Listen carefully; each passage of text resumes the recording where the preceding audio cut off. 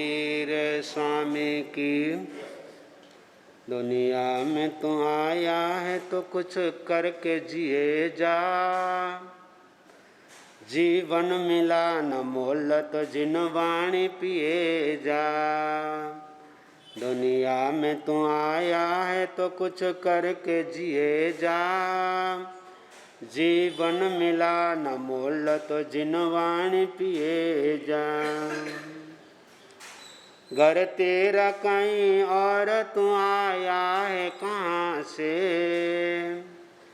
भटका हुआ तू खो गया है सारे जहाँ से। घर तेरा कहीं और तू आया है कहाँ से। भटका हुआ तो खो गया है सारे जहाँ से। संयम से भरा संयम से भरा शुद्ध जीवन पार किए जा। जीवन मिला न मोल तो जिन वाणी पिए जा। दुनिया में तू आया है तो कुछ करके जिए जा। जीवन मिला न मोल तो जिन वाणी पिए जा। शिकवा न शिकायत ये तेरी कहीं न चलेगी। जिन वाणी तुझे बार बार कहाँ मिलेगी। शिकवा न शिकायत ये तेरी कहीं न चलेगी। जिन वाणी तुझे बार बार कहाँ मिलेगी। श्रद्धा से कोई संत के चरणों में चला जा। जीवन मिला न मोल तो जिन वाणी पिए जा। दुनिया में तू आया है तो कुछ करके जिए जा।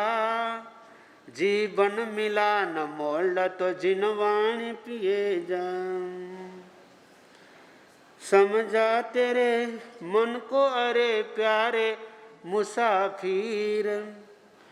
कुछ भी नहीं आता तो भज प्यार से महावीर। समझा तेरे मन को अरे प्यारे मुसाफिर। कुछ भी नहीं आता तो भज प्यार से महावीर। कर तू तबुरे छोड़ के सत्कर्म किए जा। जीवन मिला न मोल तो जिन वाणी पिए जा। दुनिया में तू आया है तो कुछ करके जिए जा। जीवन मिला न मोल तो जिन वाणी पिए जा। डूबने न पाए नाव तेरी बीच भंवर में। रमण तू बीता जिंदगी को सत्य धर्म में। डूबने न पाए नाव तेरी बीच भंवर में। रमण तू बीता जिंदगी को सत्य धर्म में। लेके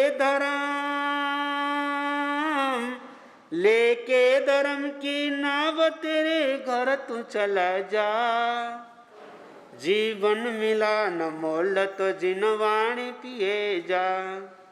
दुनिया में तू आया है तो कुछ करके जिए जा। जीवन मिला न मोल तो जिन वाणी पिए जा। जिन वाणी पिए जा। जिन वाणी पिए जा। बोलिए जिन शासन देव की।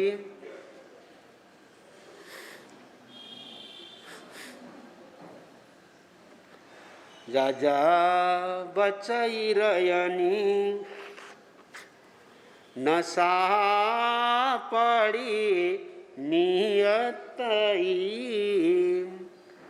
धम्मं च कुन मनस सफला जंती राइनु। हो लाख बार प्रणाम तुम्हें। हो लाख बार प्रणाम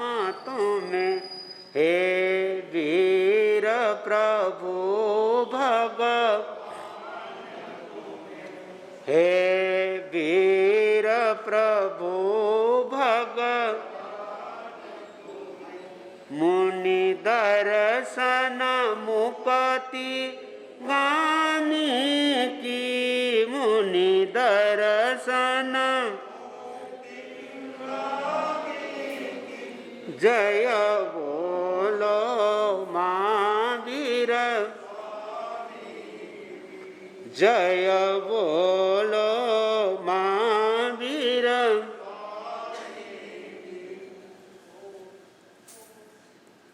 पूज्य गुरुदेव के चरण में सशत वंदन और नमन करने के बाद में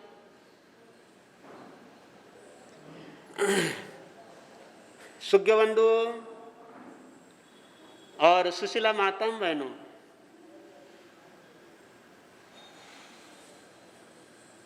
महान पर्व आषाढ़ी पूनम। आषाढ़ी पूनम जिस दिवस से चतुर्मास कल्प शुरू हो जाता है, जिस दिवस का जिन शासन में बहुत बड़ा महत्व है, आत्मा मुमुक्षु आत्मा, आत्मा हितैषी आत्मा अपना हित चाहते हैं, आत्मा का उत्थान चाहते हैं, जीवन का विकास चाहते हैं। उन आत्माओं के लिए ये पर्व बहुत महत्वपूर्ण है। आत्मा को जगाने का, जीवन में गुणों का विकास करने का, पुण्य उपार्जन करने का, साधना के माध्यम से आत्मशुद्धि करने का बहुत महत्वपूर्ण सुपावनतम ये महापर्व है आषाढ़ी पूनम, जिसके बारे में थोड़ी सी आप लोगों ने सुना कल गुरुदेव के मुखारविंद से। साधु साध्वी जी जो विचरण करते हैं, इसी दिवस से आषाढ़ी पूनम से एक जगह पर 4 माह या 5 माह के लिए स्थिर हो जाते हैं। शरीर से तो स्थिर होते ही हैं, मन से भी स्थिर होने के लिए, आत्मा को भी सद्गुणों में स्थिर करने के लिए। निकालने था ना गोल गोल प्लास्टिक का, ये इसे क्या लाए? अभी रख दो ठीक है, लेकिन वो बाद में लाना, इसको खोल के रखो, यहाँ नहीं रखना, उधर रख लो।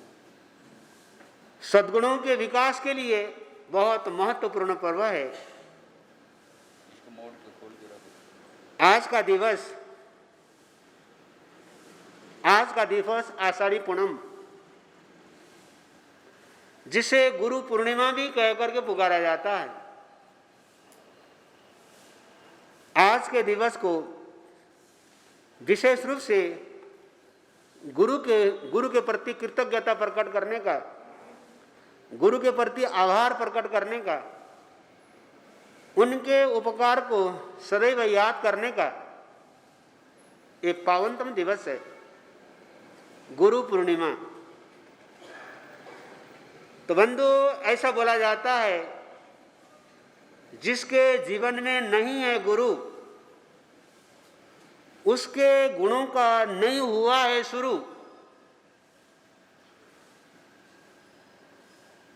जीवन में गुणों के विकास के लिए,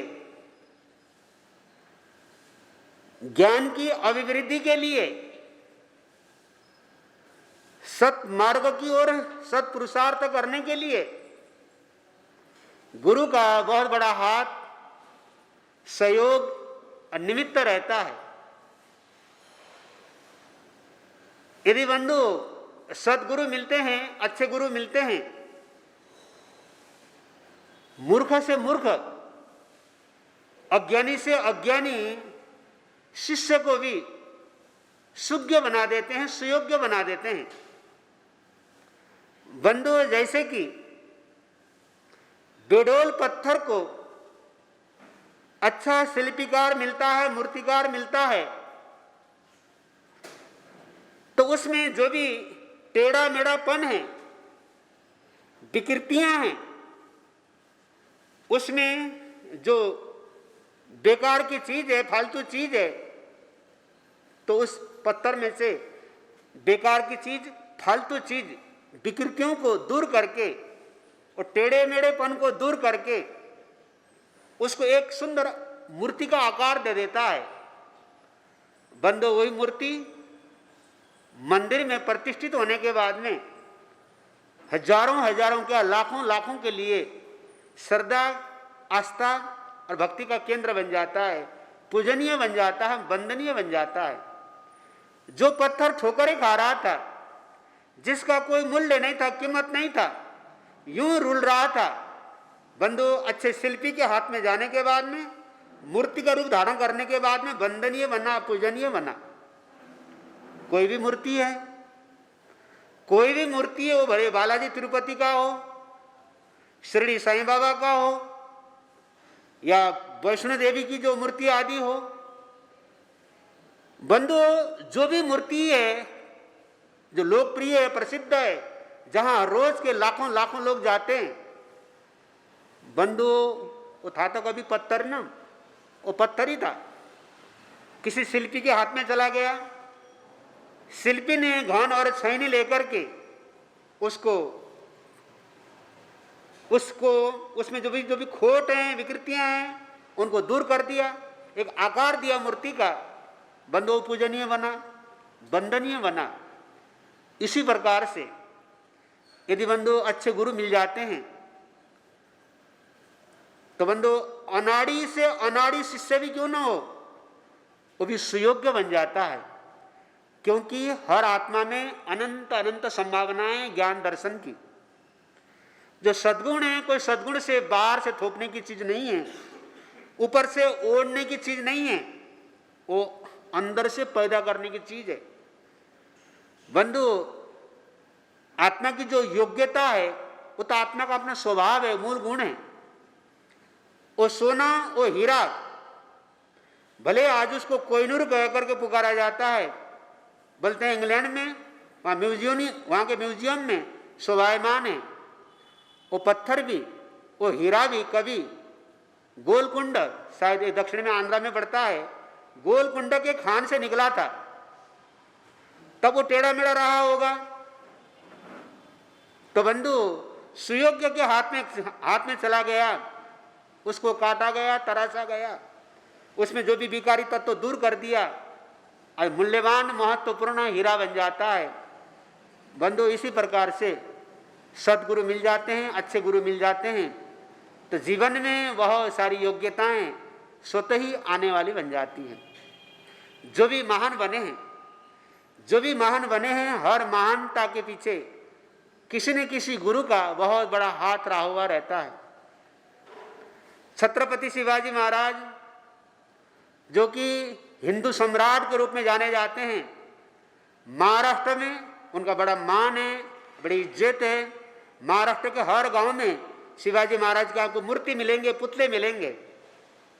लगभग हर गांव में, हर शहर के हर चौराहे में शिवाजी महाराज के घोड़े के ऊपर बैठे हुए उनके क्या है, मूर्तियां मिलती हैं, उसको पुतला बोलते हैं वहां की भाषा में, पुतले मिलते हैं। बंधु शिवाजी को गढ़ने में भी रामदास महाराज, उनके जो गुरु थे, रामदास का बहुत बड़ा हाथ रहा है, बहुत बड़ा योगदान रहा है। उनके सानिध्य में रह करके, गुरु के सानिध्य में रह करके ही उनके जीवन में इतनी सारी योग्यताएं, इतनी सारी खूबियां आने वाली बन जाती है। महात्मा गांधी को ही देख लो, आज इतना गांधी का नाम पूरी दुनिया में बड़ी इज्जत से, बड़ी श्रद्धा से गांधी का नाम लिया जाता है। गांधीवाद एक सिद्धांत ही बन गया, एक विचारधारा ही बन गया गांधीवाद, जो शांति से आंदोलन करे, शांति से, अहिंसा से कोई आंदोलन करे किसी चीज की उपलब्धि के प्राप्ति के लिए, उस आंदोलन को भी गांधीवाद कहकर के पुकारा जाता है। बंधु गांधी को, मोहनदास गांधी को महात्मा गांधी बनाने में बहुत बड़ा हाथ रहा है। उसके पीछे भी गुरुओं का बहुत बड़ा हाथ रहा है। स्वामी बेचरदास जी महाराज, जो कि हमारे जैन संत ही थे, क्योंकि उनकी माँ पुतलीबाई जैन की बेटी थी, जैन घराने में उनका जन्म हुआ था, शादी वैष्णव परिवार में उनकी शादी हो गई थी। तो इसलिए मां के कारण बेचरदास जी स्वामी के संपर्क से जब वे बैरिस्टरी के लिए, वकील की शिक्षा के लिए इंग्लैंड वेलायत जा रहे थे, उससे पूर्व मां ने स्वामी बेचरदास स्वामी के पास में ले जाकर के 3 नियम दिलाया था। कभी भी मांस का सेवन नहीं करेंगे, कभी भी शराब का सेवन नहीं करेंगे और परिस्त्री का सेवन नहीं करेंगे। ये 3 चीज, 3 व्रत, 3 नियम उनकी मां पुतली बाई ने मोहनदास को स्वामी बेचरदास स्वामी के पास में ले जाकर के नियम दिलाया था। बंधु, यही नियम, इन्हीं बुराइयों को छोड़ने के कारण वही आगे जाकर के एक सामान्य व्यक्ति, सामान्य बालक महात्मा गांधी के रूप में दुनिया में लोकप्रिय बन जाता है। आगे जाने के बाद में जब वे बड़े हो गए, स्वामी रायचंद जी का निमित्त मिला, सहयोग मिला, उसके बाद में वे आध्यात्मिक मार्ग पर भी झुके। बंधु, आशय यह है, कोई भी महापुरुष बने हैं, उस महानता के पीछे कोई न कोई सदगुरु का, एक अच्छे महात्मा का, अच्छे गुरुओं का निमित्त सानिध्य अवश्य रहा हुआ रहता है। हम भगवान रामचंद्र को ही देख लेते हैं। रामचंद्र को गढ़ने वाले, रामचंद्र के जीवन में अनेक अनेक विशिष्टताओं को भर देने वाले विश्वामित्र, वशिष्ठ जैसे गुरुओं के आश्रम में रह करके ही उन्होंने बहुत कुछ सीखा है, अपने को आगे ढाला है, अपने को निर्माण किया है। श्री कृष्ण वासुदेव के जीवन में देख लेते हैं। श्री कृष्ण वासुदेव, उनको अरिष्ट नेमिनाथ भगवान, जो कि 22वें तीर्थंकर थे, अरिष्ट नेमिनाथ भगवान के ही अनन्य भक्त थे, अनन्य शिष्य थे, जबकि सांसारिक पक्ष में उनके सगे भाई थे, अर्थात उनके चचेरे भाई थे। क्योंकि समुद्र विजय और वसुदेव, ये 10 भाई थे। 10 भाई में सबसे बड़े समुद्र विजय थे, सबसे छोटे वसुदेव थे। समुद्र विजय के बेटे थे अरिष्ट नेमिनाथ भगवान, जो कि 22वें तीर्थंकर थे, उनको नेमिनाथ भी बोला जाता है, अरिष्ट नेमि भी बोला जाता है। और जो सबसे छोटे भाई थे, उनका नाम था वसुदेव। वसुदेव के बेटे थे कृष्ण वासुदेव, बलराम, कृष्ण वासुदेव आदि। इस ढंग से चचेरे भाई हो गए। सांसारिक पक्ष में चचेरे भाई थे। तो बंधु, जिसका भाई तीर्थंकर हो, जिसका भाई 22वें तीर्थंकर हो, उसका भाई उनसे दूर रहे, बंधु, कैसे संभव हो सकता है? कृष्ण वासुदेव नेमिनाथ भगवान के, अरिष्ट नेमिनाथ के अनन्य भक्त थे, अनन्य शिष्य थे। उनके निमित्त से, उनके सानिध्य से, उनके संपर्क से ही आगे जाकर के धर्म की दलाली की, तीर्थंकर नाम गोत्र का परिबंधन किया। आशय यह है, किसी भी महापुरुषों की महानता तो उनके अंदर है। महानता को जगाने के लिए, महानता को प्रकट करने के लिए कोई न कोई गुरु चाहिए। बंधु, इसलिए भारतीय संस्कृति में गुरु का बहुत बड़ा महत्व है। आप लोग वो दोहा बहुत बार सुनते हैं, गुरु गोविंद दोनों खड़े, काको लागू पाए, बलिहारी गुरुदेव ने गोविंद दियो बताए। ये दोहा तो आप लोगों ने बहुत बचपन में सुना है, बचपन में पढ़ा है, विद्यालय में सिखाया जाता है, पढ़ाया जाता है। बंधु, कहने का आशय यह है, यहाँ पर गोविंद से तात्पर्य, गोविंद से तात्पर्य भगवान के रूप में लिया है। एक तरफ गुरु खड़ा है, एक तरफ गोविंद भगवान खड़े हैं। भक्त सोचता है, मैं पहले किसको नमस्कार करूं? सोचते सोचते भक्त ने सबसे पहले गुरु के चरण ही पकड़ा। बलिहारी गुरुदेव ने, मैं गुरुओं के बलिहारी जाता हूं, उनके चरण में नतमस्त हो जाता हूं, क्योंकि गोविंद दियो बताए। भगवान की जानकारी तो गुरु ही बताते हैं, हम तो नहीं जानते हैं भगवान होते हैं, हमने थोड़ी देखा है। सिद्ध भगवान होते हैं ऐसे बोला जाता है, हमने थोड़ी देखा है। सिद्ध को तो श्री केवल ही जान सकते हैं, और तो नहीं जान सकता है। मन प्रेय ज्ञानी भी सिद्ध को नहीं जान सकता है, अवधि ज्ञानी भी नहीं जान सकता है सिद्ध को। तो सिद्ध को तो केवल ही बता सकते हैं। तो हम सिद्ध भगवान होते हैं, जानकारी हमको कौन देता है? ये जानकारी हमको अरिहंत देते हैं। इसलिए 5 पदों में सबसे पहले नमो सिद्धाणम न बोल करके नमो अरिहंताणम बोला जाता है। जहाँ नमोत्थनम का पाठ दोबारा पढ़ा जाता है, हम सबसे पहले सिद्ध भगवान को नमस्कार करते हैं, बाद में अरिहंत को नमस्कार करते हैं। ठाणम संपाव्यु कामाणम, दूसरी बार बोलते हैं ठाणम संपाव्यु कामाणम, ऐसा बोल करके नमो जिनानम जीव भय ऐसा बोलते हैं। जबकि शुरू में ठाणम संपत्ताणम नमो जिनानम जीव भयणम, उस ठान को प्राप्त किया है, मोक्ष से चले गए हैं। ठाणम संपत्ताणम का अर्थ जो मोक्ष से चले गए हैं, सिद्ध के हिसाब से हो गया। दूसरी बार में हम बोलते हैं ठाणम संपाव्यु कामाणम, अब उस स्थान को पाने वाले हैं, उस स्थान की कामना कर रहे हैं, अभी वहां पहुंचे नहीं है, पहुंचने वाले हैं। इस संबंध हम दूसरी बार हम अरिहंत को नमस्कार कर रहे हैं, क्योंकि अभी अरिहंत मोक्ष नहीं गए हैं, मोक्ष नहीं गए, जाने वाले हैं। जहां पर नमोत्थनम में हम पहले सिद्ध को नमस्कार करते हैं, बाद में अरिहंत को नमस्कार करते हैं, पर 5 पदों में नमो अरिहंताणम, अरिहंत को पहले नमस्कार करते हैं, जबकि अरिहंत से सिद्ध बड़े होते हैं।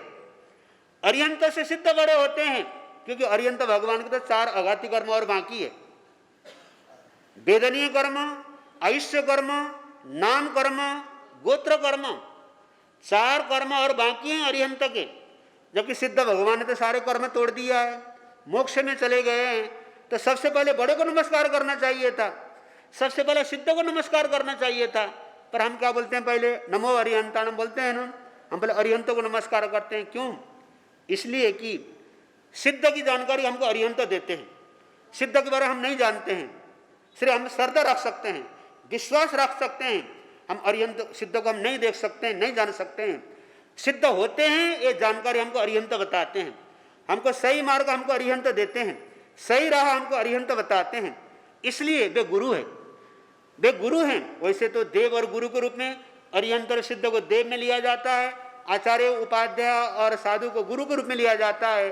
किसी अपेक्षा से बंधु, हम जहाँ हम अरिहंत भगवान को शुरू में नमस्कार करते हैं तो गुरु के हिसाब से नमस्कार करते हैं, क्योंकि सिद्ध की जानकारी हमको अरिहंत ने दिया हुआ है। अरिहंत हमारे उपकारी है, उनके उपकार के कारण उपकारी को सबसे पहले नमस्कार किया जाता है। ऐसे यह जीवन में गुरु का बहुत बड़ा महत्व रहता है। गुरु के बिना बंधु जीवन को समझ पाना बड़ा मुश्किल हो जाता है, दुष्कर हो जाता है। इसलिए गुरु का जीवन में बहुत बड़ा महत्व है।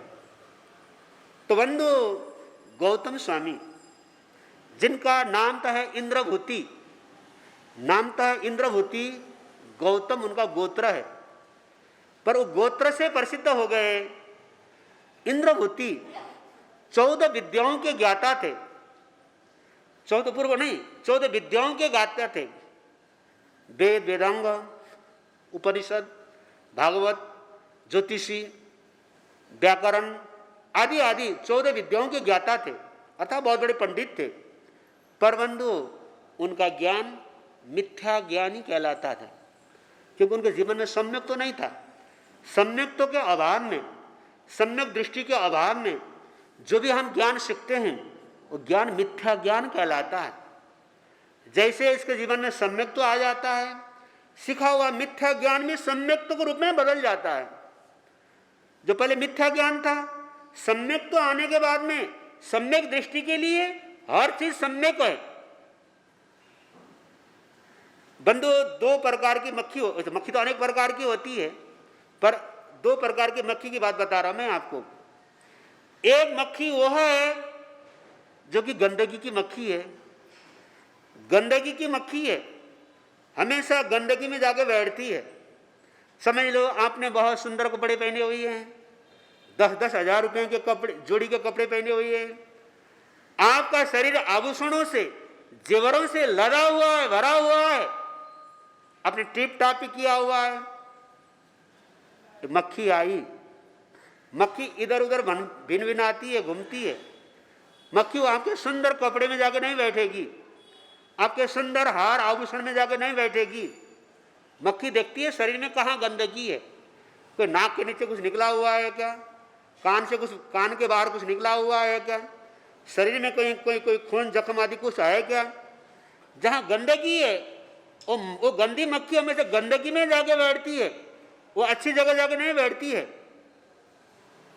और दूसरी एक मक्खी होती है, हम जिसे मधुमक्खी कह करके पुकारते हैं। बंधु, वो मधुमक्खी कहीं भी बैठेगी, अच्छी चीज को ही ग्रहण करती है। बोले वो मोरी में भी जाके बैठे, मोरी में भी जाके बैठे, मोरी में भी वहाँ भी जो मिठास के कण हैं उन कण को ढूंढती है, ढूंढ करके ले जा करके छत्ते में रख करके उसको शहद के रूप में, मधु के रूप में बदलने वाली बन जाती है। बंधु, इसी प्रकार से दुनिया में दो प्रकार की आत्मा होती है, सम्यक दृष्टि वाली आत्मा, मिथ्या दृष्टि वाली आत्मा। तो बंधु, जो मिथ्या दृष्टि वाले हैं, जिनकी सोच उल्टी रहती है, जिनकी विचारधारा गलत रहते हैं, जो गलत धाराओं में ही क्या आकर्षित हो जाते हैं, गलत को ही सही समझ बैठते हैं, उनको बोलते हैं मिथ्या दृष्टि। सम्यक दृष्टि, जिनकी सोच अच्छी है, वस्तु के प्रति, तत्वों के प्रति सही सोच है, सही समझ है, सही धारणा है, उसको सम्यक दृष्टि कह करके पुकारा जाता है। सम्यक दृष्टि आत्मा वो मधुमक्खी की तरह है, भले वो गटर में भी जाके बैठे, मोरी में भी जाके बैठे, वहां भी मिठास के कण को ही क्या है लेने वाले बन जाती है, जैसे वो मधुमक्खी। इसी प्रकार से जो सम्यक दृष्टि आत्मा है, भले मिथ्या दृष्टि, मिथ्या ग्रंथों को भी पढ़े, मिथ्या ग्रंथों को भी पढ़े, उसमें भी जो भी अच्छाई है, अच्छाई को ही क्या वो लेने वाला, ग्रहण करने वाला बन जाता है। जो मिथ्या दृष्टि वाली आत्मा है, जैसे आप लोगों ने सुना गंदगी की मक्खी है, अच्छी जगह बैठेगी तो भी गलत चीज को ही ग्रहण करने वाली बन जाती है, गंदगी ढूंढने वाली बन जाती है। इसी प्रकार से जिसकी धारणा गलत है, जिसकी धारणा सही नहीं है, जिसकी धारणा उल्टी है, मान्यता गलत है, हम उसको मिथ्या दृष्टि कह करके पुकारते हैं। बंधु, वे कहीं भी बैठेंगे, कुछ भी पढ़ेंगे, भले शास्त्र भी पढ़ेंगे, उनके लिए शास्त्र भी क्या है, मिथ्या शास्त्र ही कहलाएगा। भले 32 आगम भी पढ़े, वे भले 32 आगम भी पढ़े, वो आगम भी वो क्या है मिथ्यात्व रूप में बदल देंगे। उसमें भी कुछ कमी है क्या, कुछ इसमें कुछ खोट है क्या, उसमें कुछ गलती ढूंढने की कोशिश करते हैं, जब उसमें कोई गलती नहीं है, गलती नहीं है, फिर भी गलती ढूंढने की कोशिश करते हैं, क्योंकि उनकी दृष्टि क्या है, गलत होती है, धारणा गलत होती है। बंधु, ऐसे यह है गौतम स्वामी, अपर नाम इंद्रभूति, जब तक भगवान महावीर के संपर्क में नहीं आए थे, आप लोगों ने सुना वे बहुत बड़े यज्ञ करने जा रहे थे, यज्ञ में बहुत बड़ी हिंसा होने वाली थी, बहुत सारे जीवों को बलि दिया जाने वाला था, उसी को वे धर्म समझते थे, धर्म का लेवल लगा रहे थे। बंधु, जैसे ही उनको भगवान महावीर का संपर्क मिला, तीर्थंकर भगवान अर्थात तीर्थंकर का संपर्क मिला, उनको सही ज्ञान, सही जानकारी हो गई। धम्मो मंगल मुक्तिठम, धर्म तो उत्कृष्ट मंगल है, कौन सा, अहिंसा, संयमो, तपो। बंधु, हमेशा ये 3 तत्व हमेशा याद रखो। धर्म बोले तो क्या है, किसी संप्रदाय विशेष का नाम धर्म नहीं है, किसी भेष विशेष का नाम धर्म नहीं है, किसी मान्यता विशेष का नाम ही धर्म होने को जरूरी नहीं है।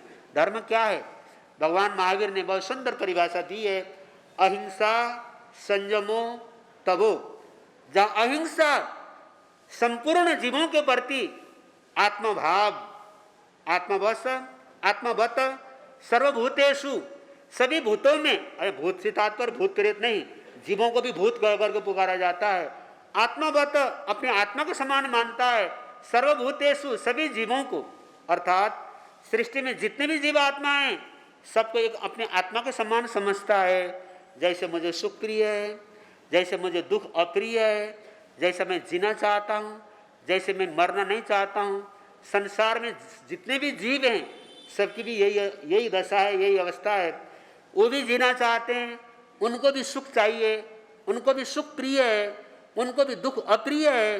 जैसे मुझे कोई गाली दे मुझे अच्छा नहीं लगता है, कोई मेरे साथ मारपीट करे मुझे अच्छा नहीं लगता है, कोई मेरी कोई निंदा चुगली करे मुझे अच्छा नहीं लगता है। इसी प्रकार से सामान्य वाले को भी उसको भी अपमान करे अच्छा नहीं लगेगा, मारपीट करे अच्छा नहीं लगेगा। मैं सुख चाहूँ, अपने सुख के लिए दूसरे को दुख दूँ, ये तो क्या है, जुल्म है, अपराध है, अन्याय है। मुझे ऐसा नहीं करना। जो मुझे चाहिए जो मैं अपेक्षा रखता हूँ सामने वाला भी वैसे अपेक्षा रखता है। बंधु, ऐसी भावना, ऐसी चिंतना, ऐसा करते हुए, ऐसा सोचते हुए जो आगे अपने जीवन को आगे बढ़ाया जाता है उसको बोला जाता है आत्मवत सर्वभूतेषु। सभी जीवों को अपने आत्मा के समान समझता है। आशय यह है भगवान महावीर का संपर्क मिला उनको। मिलने के बाद में उन्होंने देव गुरु धर्म पर श्रद्धा रखी और धर्म के महत्व समझा। अहिंसा संयमो तबो, बात बता रहा था। अहिंसा, किसी को भी दुख नहीं देना, सबको सुख चाहिए, आनंद चाहिए, शांति चाहिए, सबके साथ एक अच्छा बर्ताव करना, उसको अहिंसा कहकर के पुकारा जाता है। संयमो, संयम, संयम से तात्पर्य है अपने जो इंद्रिय, 5 इंद्रियां है और मन है उसको कंट्रोल में रखना, काबू में रखना, उनको बाहर भटकने नहीं देना, बुराई में जाने नहीं देना, उसको संयम कह करके पुकारा जाता है। तपो, तपस्या, तपस्या आप लोग जानते हैं 6 बाह्य तप हैं, 6 आभ्यंतर तप हैं। वैसे तो कहा है मूर्छा परिगहो बुत्तो, मूर्छा को परिग्रह कह करके पुकारा है। तो जो मूर्छा है आसक्ति है, वो आसक्ति को भी अपने अंदर से दूर करना वास्तव में सही माने में तप तो वो है अहिंसा संयमो तबो। अहिंसा, संयम और तप आदि आदि के बारे में धर्म के महत्व बताया। साथ साथ में 9 तत्व आदि की जानकारी दी, 6 द्रव्य आदि की जानकारी दी, पंच महावर्त आदि की जानकारी दी। इस तरह से उन्होंने जब धर्म को समझा, समझने के बाद में उनका जो मिथ्या ज्ञान है, मिथ्या ज्ञान भी सम्यक ज्ञान के रूप में बदल जाता है, परिणित हो जाता है। अब सवाल उठता है, भाई मिथ्या ज्ञान सम्यक रूप में कैसे बदलता होगा? मिथ्या ज्ञान सम्यक ज्ञान के रूप में कैसे बदलता होगा? मैं आपको उदाहरण देके बता रहा हूं, ध्यान से सुनना। सम्यक दृष्टि का मिथ्या ज्ञान भी सम्यक ज्ञान के रूप में बदल जाता है। मिथ्या दृष्टि का जो मिथ्या दृष्टि वाली आत्मा है, सम्यक ज्ञान को मिथ्या रूप में बदल देता है। सम्यक दृष्टि वाली आत्मा मिथ्या ज्ञान को भी सम्यक रूप में बदल देता है। वो मिथ्या को सम्यक रूप में कैसे बदलता होगा? सम्यक ज्ञान मिथ्या रूप में कैसे बदलता होगा? एक रूपक के माध्यम से आपको समझा रहा हूं, बता रहा हूं, बात को रख रहा हूं, ध्यान से सुनना। 2 पौधे हैं, 2 पौधे हैं, दोनों ही आसपास में हैं। एक पौधा नीम का है, नीम का स्वभाव कड़वा होता है, नीम का स्वभाव कड़वा होता है। एक पौधा गन्ने का, गन्ने का स्वभाव मीठा होता है। दोनों पौधे आसपास में हैं। यदि हम नीम के पौधे में जड़ में ले जाकर के गन्ने के रस को भी डाल दें तो किस रूप में बदल देगा? वो उसका जो नीम का जो स्वभाव कड़वापन है, गन्ने को रस को कड़वे रूप में बदल देगा। उसका स्वभाव कड़वा है। स्वभाव कड़वा होने के कारण शहद, गन्ने का रस कितना मीठा होता है, स्वादिष्ट होता है, उसको भी कड़वे रूप में बदल देता है। बदलता है ना। मीठा रस डालने से नीम मीठा नहीं बनता है, नीम कड़वा ही रहेगा। उसमें कितना चाशनी से उसकी सिंचाई करो तो भी वो नीम का पौधा मीठे रस को भी कड़वे रूप में ही बदल देता है। दूसरी ओर गन्ने का पौधा है, गन्ने के पौधे में उसके जड़ में ले जाकर के नीम के रस को भी डाल दो। नीम का रस कड़वा होता है ना। नीम का रस कड़वा होता है। गन्ने के पौधे के जड़ में ले जाकर के नीम के रस को भी डाल दो, वो किस में बदलेगा? मिठास में बदल देता है, मीठे रूप में बदल देता है। इसी प्रकार से मिथ्या दृष्टि वाली आत्मा नीम के पौधे की तरह शहद या गन्ने का रस, मीठा रस लेने पर भी, सम्यक ज्ञान सुनने के बाद में भी उसको मिथ्या रूप में बदल देते हैं। सम्यक दृष्टि वाली आत्मा उस गन्ने के पौधे की तरह कड़वे रस उनके जड़ में भी डाल दो तो भी क्या है? मिठास में ही बदलने वाले बन जाते हैं। बंधु, इसी प्रकार से उनको भगवान महावीर का सानिध्य मिला, उनको उनका निमित्त मिला, उपादान उनका जगह, दर्शन मोनीय कर्म, क्योंकि दर्शन मोनीय कर्म के उदय के कारण मिथ्यात्व का उदय होता है। तो उनका दर्शन मोनीय कर्म उपशम हो गया था, क्षयपशम हो गया था या क्षय हो गया था, जिसके कारण कि उनके जीवन में श्रद्धा जगी।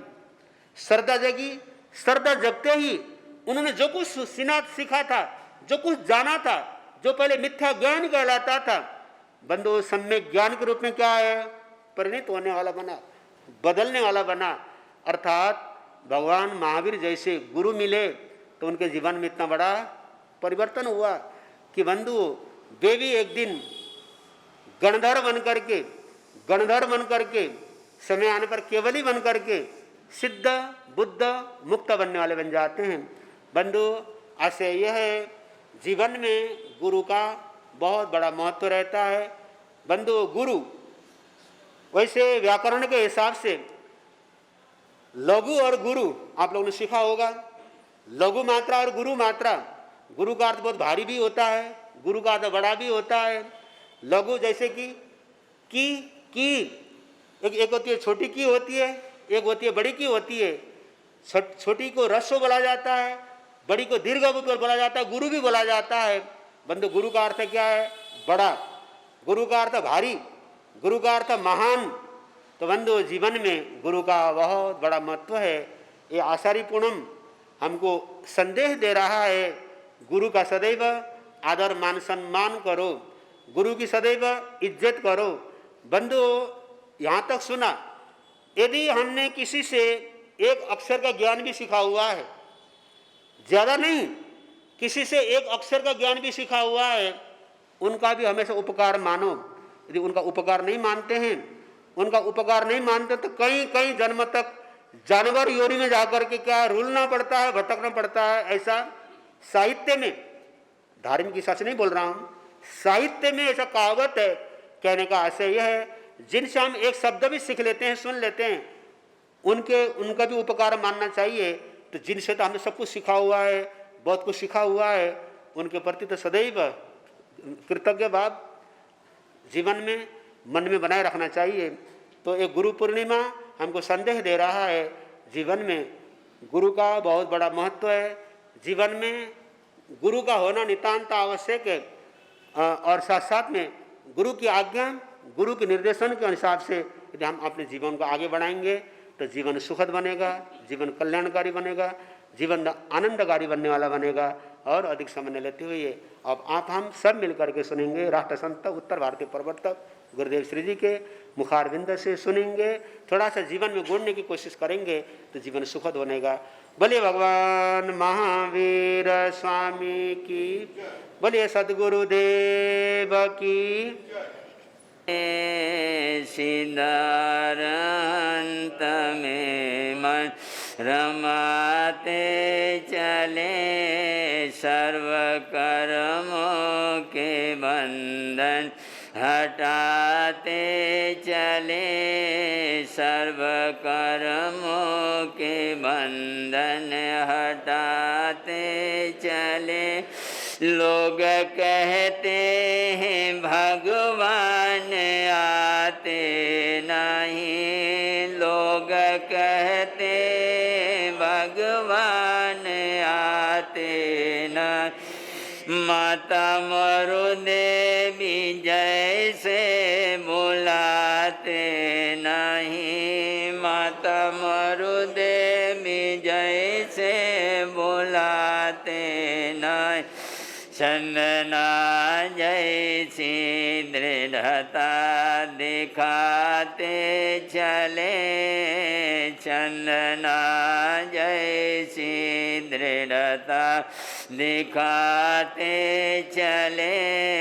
सिद्धारहंत में मन रमाते, भक्त आएगा ऐसा कभी न कभी, भक्त आएगा ऐसा कभी न कभी। मोक्ष जाएंगे हम भी कभी न कभी, मोक्ष जाएंगे हम भी कभी न कभी, ऐसा विश्वास दिल में जमाते चले, ऐसा विश्वास दिल में जमाते चले, सिद्धारंत में मन रमाते चले, सिद्धारंत में मन रमाते चले। समादरणीय मुनिमंडल, उपस्थित धर्मानुरागी महानुभावों, सुशीला माताओं एवं बहनों, सर्वप्रथम वीतराग परमात्मा श्रमण भगवान महावीर स्वामी के पावन चरणारविंद में आचार्य भगवान, उपाध्याय भगवान एवं आराध्य गुरुदेवों के श्री चरणों में कोटि से वंदन करने के पश्चात आषाढ़ी पूनम का ये पावन दिवस हमारे भारतीय संस्कृति के अंदर गुरु पूनम के रूप में इस दिवस को मनाया जाता है, क्योंकि आप और हमारी आत्मा आज से नहीं, हजारों लाखों करोड़ों जन्मों से नहीं, अनादिकाल से संसार के अंदर परिभ्रमण करती चली आ रही है। सुगुरु का समागम न मिलने के कारण, सम्यक्त बोधि बीज न मिलने के कारण आत्मा संसार में परिभ्रमण कर रही है। लेकिन अगर जो सुगुरु का समागम होता है, जीवन में बहुत बहुत बहुत बड़ा परिवर्तन आ जाता है। पापी से पापी आत्मा भी पावन से पावन, और जो नर से नारायण, नारायण मतलब आत्मा में परमात्मा की ज्योति सद्गुरु के संपर्क में आकर के वो प्राप्त करने वाला बनता है। जैसे लोहे का टुकड़ा अगर कहीं कीचड़ के अंदर पड़ जाए, धीरे धीरे वो पानी का संपर्क, कीचड़ का संपर्क पा करके लोहा गलता चला जाएगा, गलता चला जाएगा। उसका अस्तित्व भी एक समय ऐसा आएगा, अस्तित्व ही समाप्त हो जाएगा। लेकिन अगर वो ही लोहे का टुकड़ा पारस पत्थर के साथ संपर्क में आ जाए और वो पारस पत्थर के संपर्क में आकर के सोने के रूप में अगर वो परिवर्तित हो गया, तो हजारों लाखों करोड़ों कितने ही वर्षों तक कीचड़ के अंदर दबा हुआ होने के बावजूद भी, और जो वो लोहे का टुकड़ा गले, वो सोने का जो कि लोहे से सोना बना था, वो गलेगा नहीं, वो खराब नहीं होगा। इसी तरह से सद्गुरु का संपर्क मिलने के बाद और ये जीवन में ऐसा परिवर्तन आता है। संस्कृत के अंदर श्लोक आता है, बहवो गुरवो लोके शिष्य वित्तापहारका, दुर्लभस्तु गुरुर्लोके शिष्य चिंतापहारका। संसार के अंदर कितने प्रकार की भाषाएं हैं, उन भाषाओं का ज्ञान देने वाले और 72 प्रकार के पुरुषों की कला, 64 प्रकार की नारियों की कला, उन कलाओं का ज्ञान देने वाले भी कहने के लिए गुरु कहलाते हैं। और बहवो गुरवो लोके, गुरुओं की संसार के अंदर कोई कमी नहीं है। वो पैसा शिष्य से पैसा लेकर के और ये उसके आधार पर लौकिक विद्याओं का ज्ञान देते हैं। लेकिन गुरु मन कोई किसी से पैसा नहीं, कुछ अपेक्षा नहीं, बल्कि मन उनको अपने से भी बढ़ करके, बहुत बार ऐसा भी होता है। और गुरु तो अभी रहता है, गुरु की शिष्य के, गुरु के उपदेश के आधार पर, गुरु के ज्ञान देने के आधार पर शिष्य इतना जीवन का विकास कर जाता है कि वो मोक्ष पद को भगवान महावीर स्वामी के विद्यमान होते होते 11 गणधर में से 9 गणधर कर्मों का किनारा करके मोक्ष पद को प्राप्त कर गए थे। तो मतलब यहाँ पर कहने का, और ये गुरु का दर्जा बहुत बड़ा। गु शब्द अंधकारासत, रु शब्द तन निरोधक, संस्कृत के अंदर श्लोक में बतलाया गु अंधकार का प्रतीक बतलाया गया है, और रु शब्द तन निरोधक, अंधकार में उसको निरोध करने वाला, प्रकाश करने वाला। जैसे कमरे में पूरी तरह से सन्नाटा अंधेरा छाया हुआ है, लेकिन वहाँ पर जाकर के और बटन को ऑन कर दिया, यानी कि लाइट को जो है जला दिया गया, या लाइट नहीं है टॉर्च लेकर के जो है क्या किया, उसको जला दिया गया, तो और ये पूरा का पूरा कमरा प्रकाश से जगमग हो जाता है। इसी तरह से गु शब्द अंधकार स्यात्, रु शब्द तन निरोधक, अंधकार निरोधतात। अंधकार 2 तरह के बतलाए गए हैं। एक लौकिक अंधकार, जैसे सूर्य के उदय होने पर अंधकार दूर हो जाता है, 13 घंटे 14 घंटे आज के ये गर्मी के दिनों के हिसाब से, और ये उसके बाद जब सूर्य अस्ताचल पर चला जाता है और चारों तरफ अंधेरे ही अंधेरे का साम्राज्य जे क्या हो जाता, फैल जाता है।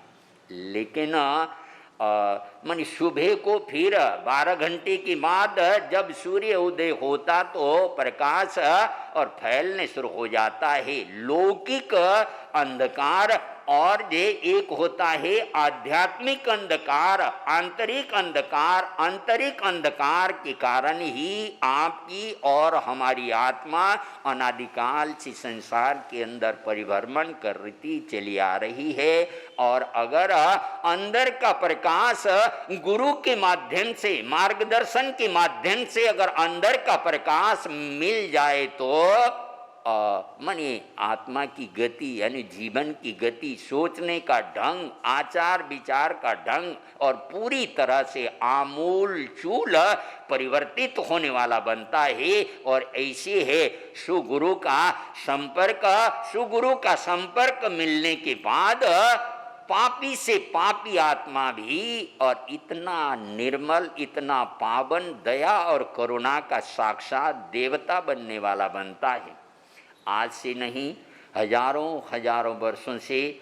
और ये आध्यात्म का ज्ञान प्राप्त करने के लिए गुरु के तलाश में ढूंढने वाले बहुत सारे लोगों का, और ये वर्णन साहित्य के अंदर, इतिहास के अंदर आता है। आचार्य धर्मदास जी महाराज, आचार्य धर्म सिंह जी महाराज बहुत लंबे समय तक सुगुरु, सही मार्ग दिखाने वाले, सही धर्म का मार्ग देने वाले, आध्यात्म का आलोक देने वाले गुरु के जे तलाश के अंदर जे क्या हो गए, घूमते रहे।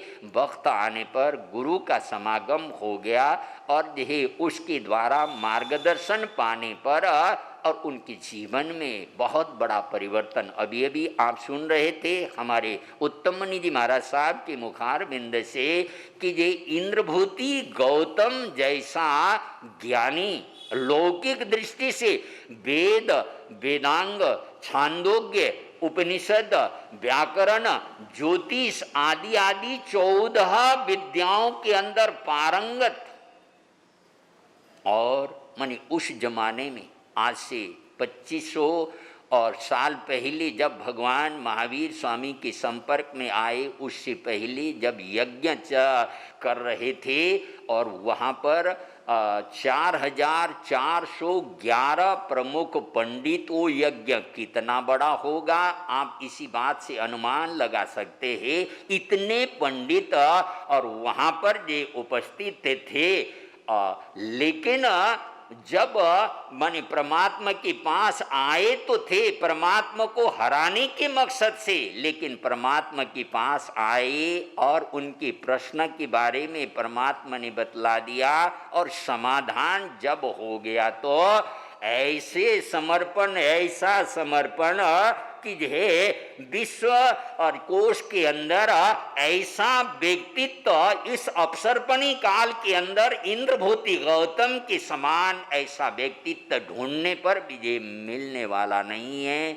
छोटी सी छोटी बात को भी हालांकि और ये प्रथम उपदेश में ही उपन्नयवा विगमयवा ध्रुवैवा उत्पात व्यय द्रव्य ये तीन शब्दों को सुनते ही पूर्व जन्म के ऐसे साधक, पूर्व जन्म के ऐसे पवित्र आत्मा, उनको 14 पूर्व का ज्ञान, जो उत्पात व्यय द्रव्य ये तीन शब्दों को सुनने पर जिसको ये 14 पूर्व का ज्ञान होता है वो ही गणधर बनता है। गणधर का चुनाव नहीं होता है, मैं तुमको गणधर बनाता हूँ और कह करके कोई तीर्थंकर उसका चुनाव नहीं करते हैं। वो पहले से ही इतना ज्ञानवर्णीय कर्म का क्षय उपशम लेकर के आई हुई आत्मा, वो तीन शब्दों की सुनते ही जिनको 14 पूर्व का ज्ञान होता है वो गणधर तो बतला रहा था इंद्रभूति गौतम। छोटे से छोटे प्रश्न को भी आप उठा कर के देखिए भगवती सूत्र को। भगवती सूत्र में कहा जाता है 36,000 प्रश्न और उत्तर।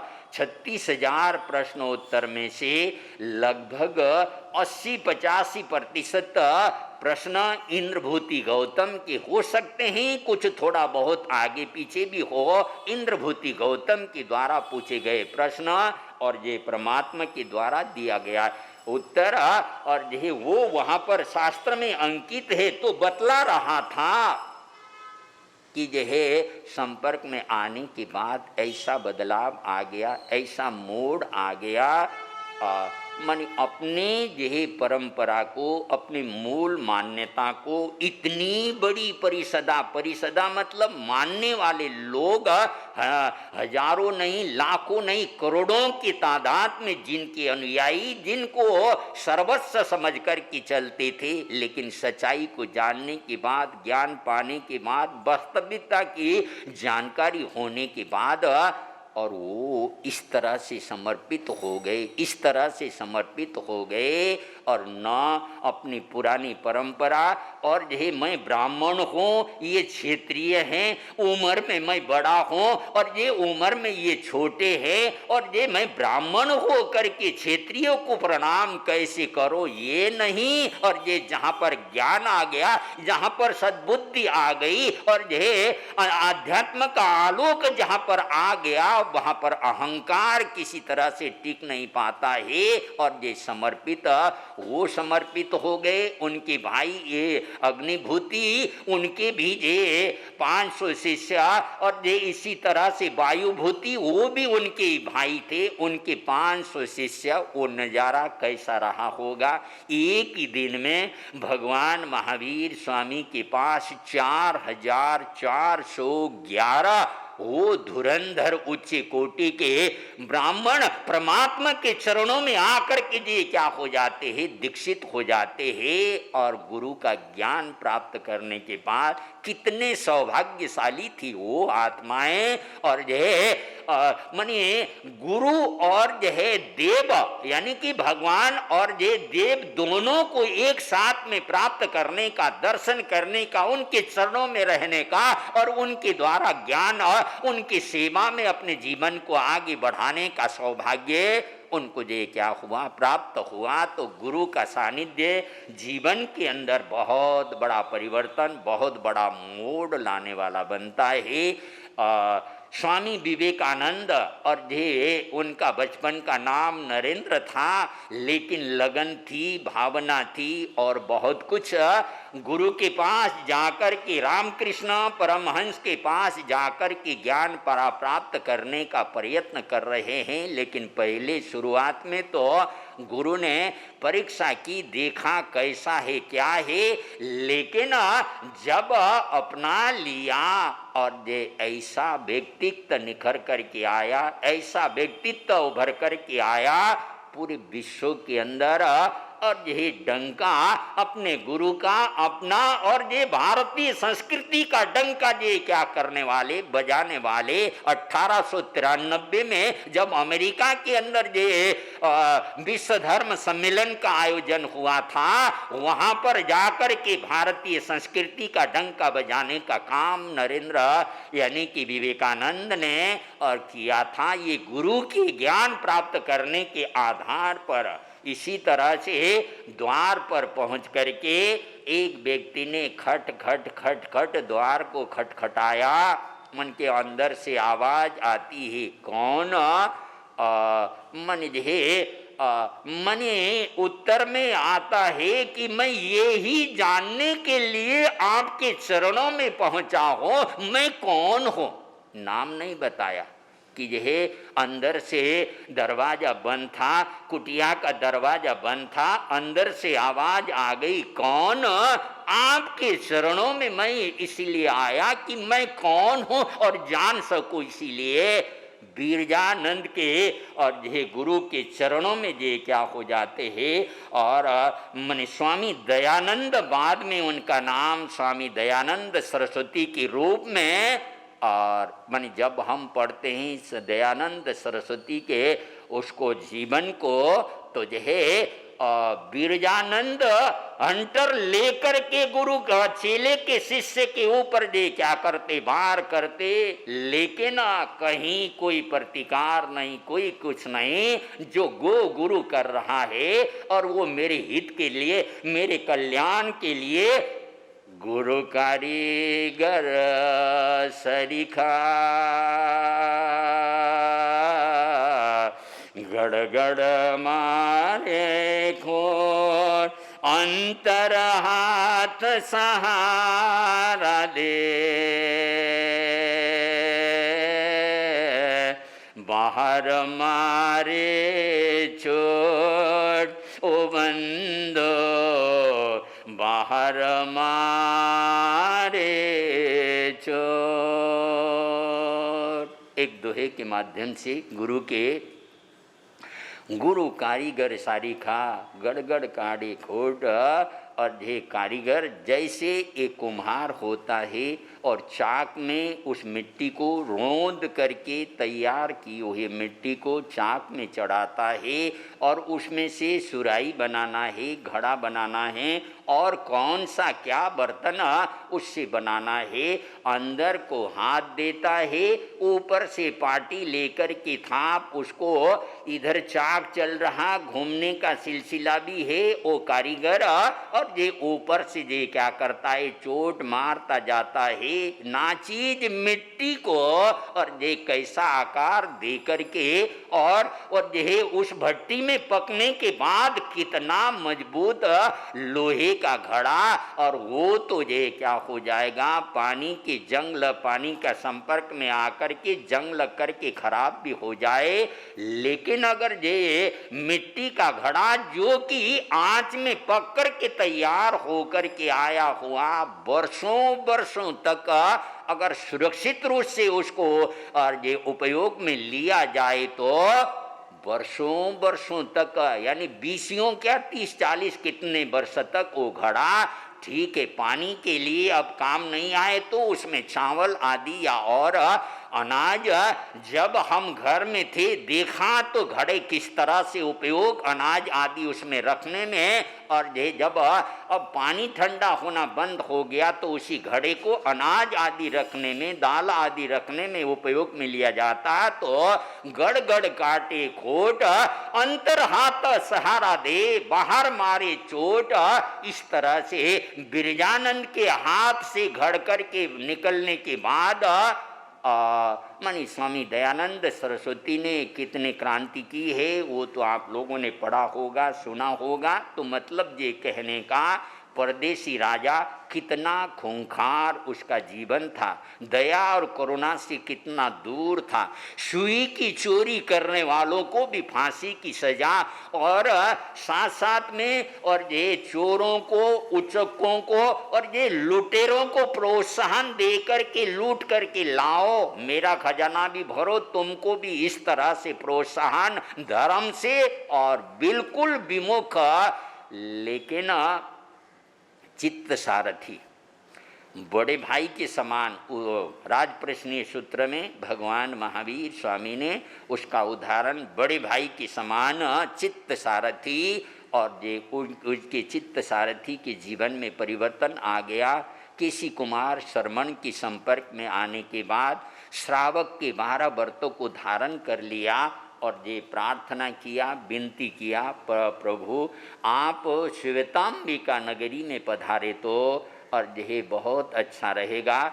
जो वातावरण यहाँ पर बना हुआ, छोटे बच्चे से लेकर के बड़े तक, युवक क्या, युवतियाँ क्या, नौजवान नौयुवती, प्रौढ़ क्या, बुजुर्ग क्या, ये जन्मेदिनी सैलाब ऐसा उमड़ रहा जैसे कि ये धर्ममय ये नगरी आप यहाँ पर पधारने से, अगर आपका पदार्पण श्वेतांबिका नगरी के अंदर होगा तो ऐसा ही वातावरण बनेगा, जैसा समय होगा और ये जैसा द्रव्य क्षेत्र काल भाव दाना पानी का योग, और ठीक है वो वापस आ गए। और यह योग ऐसा था, केसी कुमार श्रमण का पदार्पण हुआ, चित्त सारथी ने बहाने के साथ, वैसे तो धर्म की तरफ अधर्म का साक्षात अधर्म का अवतार सह कहकर कि शास्त्रकार उसको बुला रहे हैं, पुकार रहे हैं, ऐसा उसका जीवन था।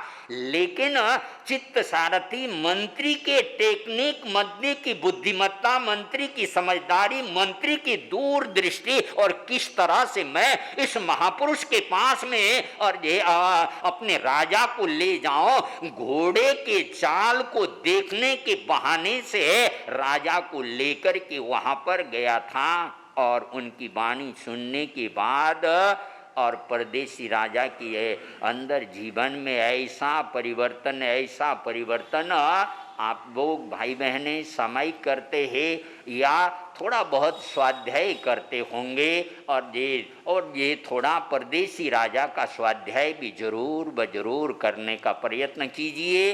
इसमें भी जो कल किताब दिया गया गुरु शांति प्रश्न मंच, और ये प्रश्न मंच के लिए तैयार किया हुआ किताब, उस आधार पर बहुत संक्षिप्त रूप से वो प्रश्नोत्तर उसमें दिया हुआ है, तो और उसको भी पढ़कर के बहुत कुछ जानकारी आप ले सकते हैं परदेसी राजा के बारे में। तो उसके जीवन के अंदर परिवर्तन केसी कुमार श्रमण के संपर्क में आने से, उनकी वाणी सुनने से, दया और करुणा का देवता, सुई की चोरी करने वाले को फांसी की सजा देने वाला, और यह पत्नी ने और ये खुद ये क्या किया था, उनको जहर दिया था, पता भी चल गया कि यह और दाल में काला है, ये दूध के अंदर कुछ गड़बड़ है। लेकिन अब परिवर्तन इतना आ गया था, भावों के अंदर, अंतकरण के अंदर संभाव ऐसे आ गए थे, वो दूध को पी के जाके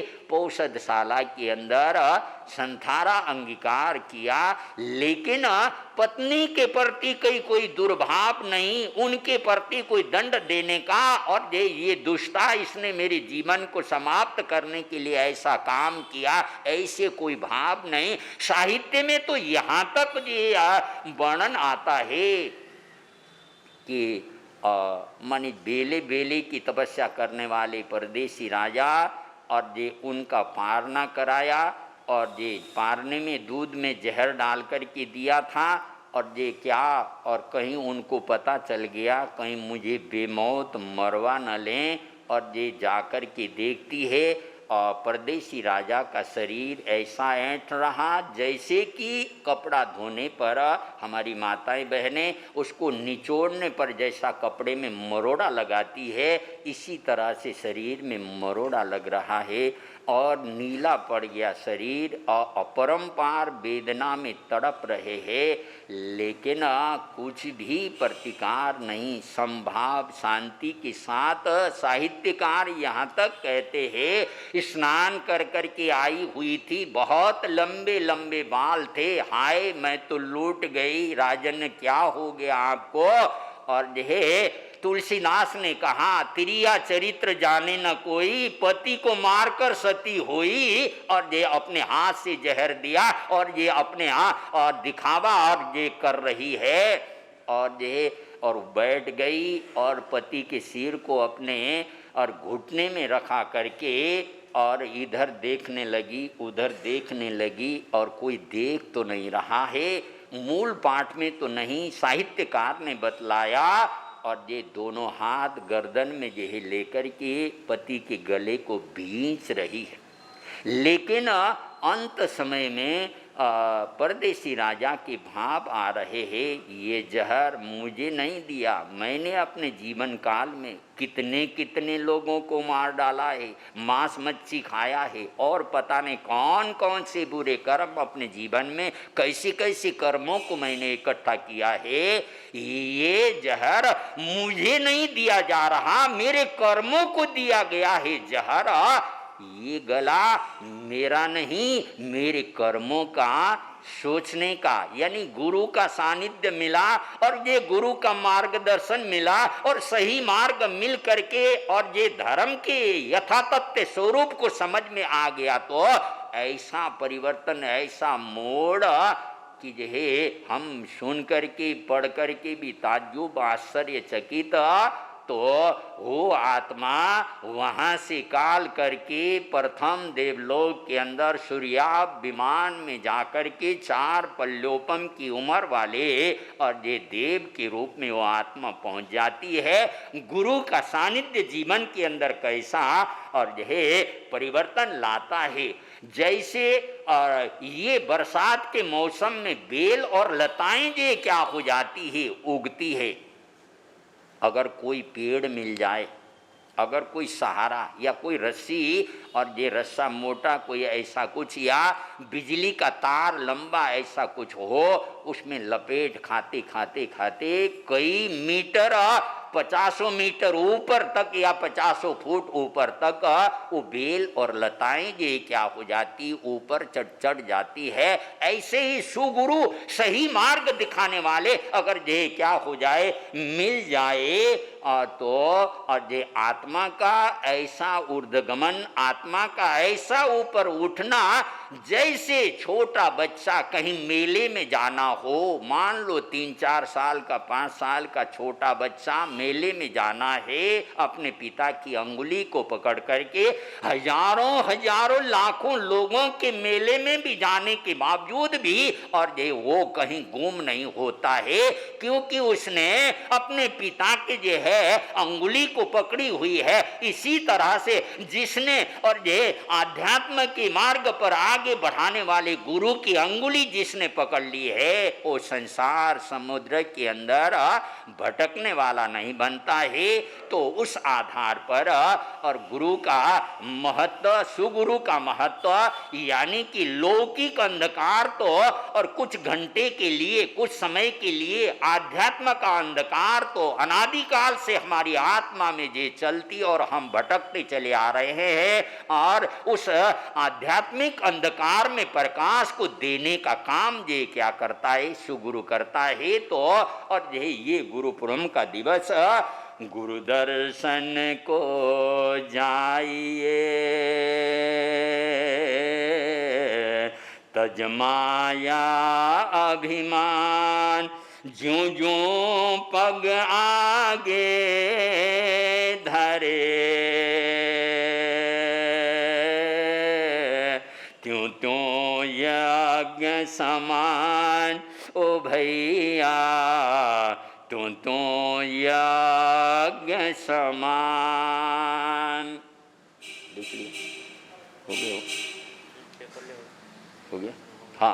हाँ, तो बतला रहा था कि ये गुरु दर्शन को जाइए और तज माया अभिमान, यानी कि ये माया अभिमान छोड़कर के आगे अगर बढ़ते हैं तो ज्यों ज्यों पग आगे धरे त्यों त्यों यज्ञ समान। जैसे वैदिक दर्शन के अंदर ये दोहा वैदिक दर्शन की मान्यता के अनुसार है, यज्ञ का बहुत बड़ा महत्व माना गया है। और इसी तरह से गुरु का सानिध्य, गुरु का दर्शन जीवन में आमूल चूल परिवर्तन सैकड़ों सैकड़ों दोहे साहित्य के अंदर गुरु के संदर्भ में तीन लोक नौ खंड में गुरु से बड़ा न कोई, करता करे न करी सके, गुरु करे सो होए। और ये तीन खंड नौ लोक के अंदर, और ये गुरु से बड़ा कोई नहीं है, करता करे ना बन जे। वैदिक दर्शन में कहा जाता है ब्रह्मा सृष्टि की रचना करते हैं,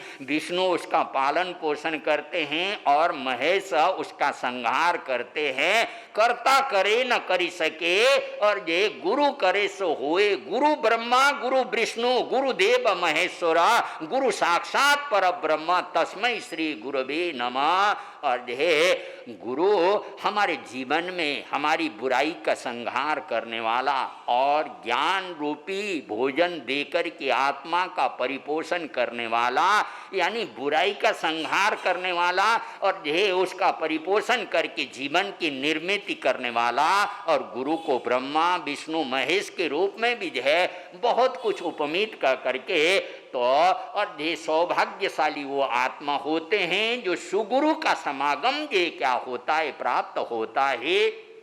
वैसे तो गुरु वो भी कहलाते हैं और यह बकरे की बलि, मुर्गे की बलि, कबूतर की बलि, जानवर की बलि आदि आदि और ये दे करके तुम धनवान बन जाओगे, तुम समृद्धिशाली बन जाओगे, तुम्हारे यहाँ पर बच्चा होगा या तुम्हारे बेटे की शादी बेटी की शादी हो जाएगी और ये तुम समृद्धिशाली हो जाओगे आदि आदि। आज भी ऐसे लाखों नहीं करोड़ों करोड़ों लोग हैं और जो कि इस तरह की मान्यता को लेकर के ये क्या करते चलते हैं। तो मतलब ये कहने का कि जो है और गुरु सही मार्ग दिखाने वाले गुरु बहुत कम होते हैं, उसको पहचानना और उस रास्ते पर चलना विरल विरल विभूतियों को ही ऐसा मौका मिलता है। तो ये गुरु पूनम का दिवस सबके लिए मंगलदायी हो, सुख शांतिदायी हो और सबका मार्ग प्रशस्त हो, अज्ञान का अंधकार दूर हो और ये सम्यक